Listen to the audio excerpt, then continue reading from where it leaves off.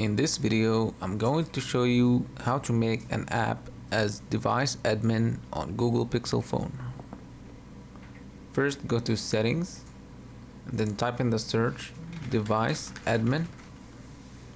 Click device admin, and then click here. And then here you can select from certain apps to make them as device admin. For example, I'm gonna click on Authenticator app, then I'm gonna set it as device admin, and that's pretty much it. Now you have to be careful which apps you set as device admin, because you give the app permission to set passwords and change your lock screen, and you give them a lot of permissions.